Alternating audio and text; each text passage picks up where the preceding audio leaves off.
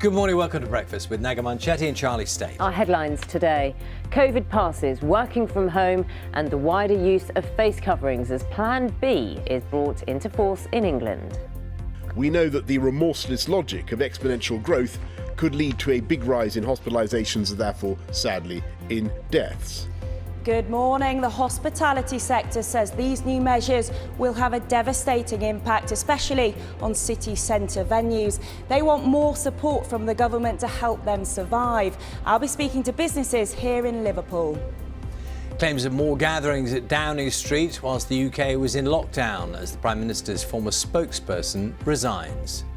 To all of you who lost loved ones, who endured intolerable loneliness and who struggled with your businesses, I am truly sorry. Good morning. England start to fight back in the Ashes as the bowlers get amongst the wickets, with Ollie Robinson taking 2 in 2 balls to restrict Australia's lead in Brisbane. Good morning. It's a chilly start for some of us this morning with a touch of frost. There's also a few showers in the forecast, but for most it will be dry until later when we see a band of rain swing in from the west. I'll have further details in 45 minutes.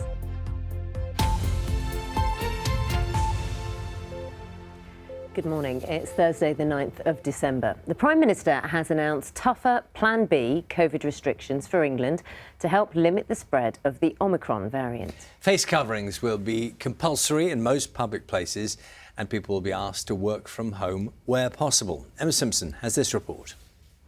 Out on the town, the time of year for some festive fun. But hours earlier, the Prime Minister wasn't delivering much Christmas cheer.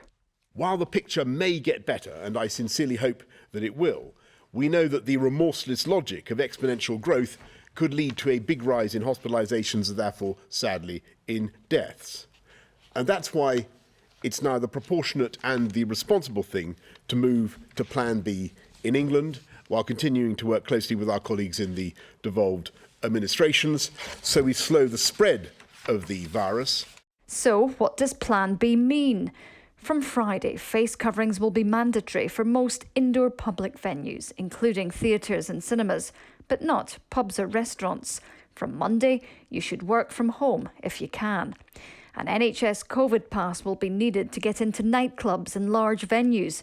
A negative lateral flow test will also be accepted. And daily testing will replace self-isolation for people who come into contact with someone infected. The government says the measures are necessary.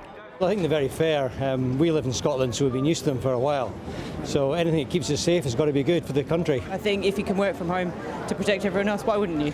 I'm a dental student, so I can't really work from home. For me, it's been quite difficult with COVID, learning, studying's been really difficult. But it's come at the worst possible time for many businesses. 7 days is no time at all, with a shortage of staff, the fact that we've got to invest. Many people have already committed to large orders. We're seeing cancellations through the miscommunication. You know, the fact is our industry has been run through the mill and they do feel like they've been thrown under a bus. Some are already asking for more government help. And yet again, we're back into open-ended restrictions with no end in sight, no financial support, and absolutely no clarity on when any of this is going to be over. I urge the government now to put the support packages in place to support business through this really difficult period. The government says its existing £400 billion support package will help businesses get through the winter. Emma Simpson, BBC News. The Metropolitan Police says it won't investigate allegations that staff at Downing Street broke COVID restrictions by holding a Christmas party because of a lack of evidence. The Prime Minister's former spokesperson, Allegra Stratton, has resigned after appearing to joke about the party. And there are claims as well. One of them, Allegra Stratton, has resigned. The force says it doesn't have enough evidence for a case. Ian Watson has more. Plan B, with its new restrictions in England, is on its way just before Christmas, but questions are still persisting over what happened last Christmas behind Downing Street's back door. At a mock press conference, the Prime Minister's then spokeswoman appeared to be making light of some of the restrictions on social gatherings. His fictional party was a business meeting. and it was not socially distanced. My comments in the leaked video. But yesterday, the laughter had turned to tears as she apologised and resigned. My remarks seemed to make light of the rules that people were doing everything to obey. That was never my intention. I will regret those remarks for the rest of my days, and I offer my profound apologies to all of you at home. Will more staff follow suit? The country's most senior civil servant is now looking into what happened on December the 18th last year, the day that Downing Street still denies that a party took place. And the Prime Minister didn't seem to rule out extending that inquiry. People in this building have stayed within the rules. If that turns out not to be the case, and people wish to bring allegations to my attention or to the police or whoever, then of course there will be proper sanctions. So what other events could potentially be examined? The BBC has received reports that some Number 10 staff attended a gathering with Carrie Johnson in the Downing Street flat on November the 13th last year when England was in lockdown, but this has been denied by her spokeswoman. On the 13th and 27th of November, the BBC has been told there were informal leaving drinks for staff at Number 10. And Conservative sources have confirmed that 4 members of the party's head office staff working in the London mayoral campaign were disciplined for taking part in an unauthorised social gathering on December the 14th last year. And some of Boris Johnson's own MPs believe public trust has been damaged. The government's credibility, whether it's on Patterson or on the Christmas parties, has taken a hit. Why should people at home, listening to the Prime Minister and the Secretary of State, do things that people working in Number 10 Downing Street are not prepared to do? Some, though, are more concerned by the pandemic's restrictions than reports of parties. Just listen to the reaction from the Conservative benches when the Health Secretary announced the introduction of so-called vaccine passports for large venues. We will be introducing mandatory certification based on vaccines or tests in nightclubs and large events. This will reduce the number of unvaccinated infectious people in venues, which could limit overall transmission.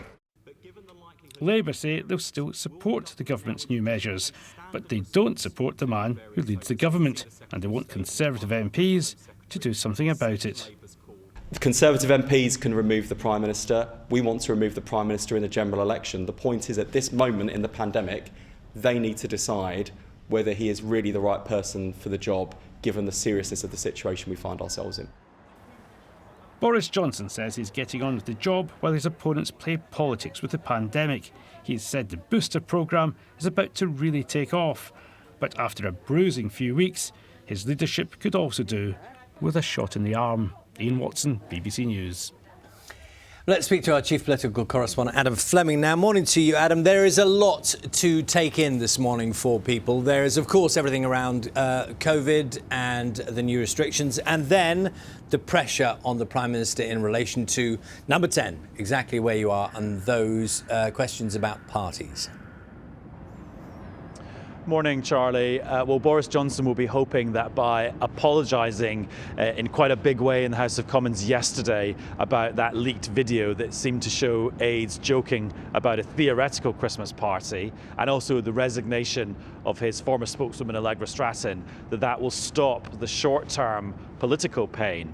But there's still a long-term issue, because the whole party's issue is going to be investigated by Simon Case, the country's most senior civil servant. So he will be looking into that over a period of time, and then we'll get a report that will lay bare in black and white what actually went on in the Christmas period a year ago. Also, there were more details of more events emerging, like a quiz that was held in the Cabinet Office that was only partly virtual, but was also partly people physically there, and also a party at Conservative HQ, which was actually for the Conservative mayoral candidate Sean Bailey's team, although did involve staff from the Conservative Party who've now been disciplined. And in terms of the measures, they will be voted on in Parliament next week, and there'll be a debate. And that will be quite a fiery debate on the Conservative backbenches, because quite a lot of Tory MPs do not see the need for these new restrictions from Plan B to be introduced now. They don't think the data or the evidence is there yet. And they also don't like these particular restrictions, especially the idea of COVID certificates. So the government is trying to reassure them by saying that with the COVID certificate, it's not just if you've been vaccinated, you can also get one if you've had a negative lateral flow test. So it's not the same as forcing everyone to get vaccinated. They also say they're acting in a precautionary way because, okay, people are not showing up in hospital yet with the Omicron variant, but the data from South Africa suggests that they will quite soon, and they could potentially turn up in quite big numbers because the variant seems to be so much more transmissible.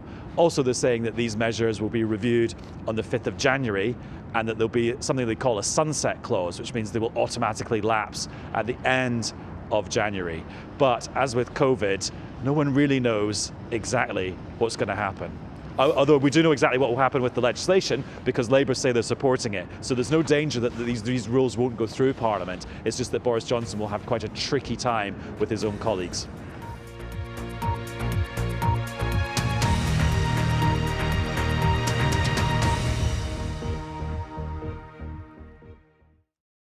See the headlines as they happen and watch BBC News live in the app and get the full story with bbc.co.uk/news. Follow the story for all the latest with BBC News.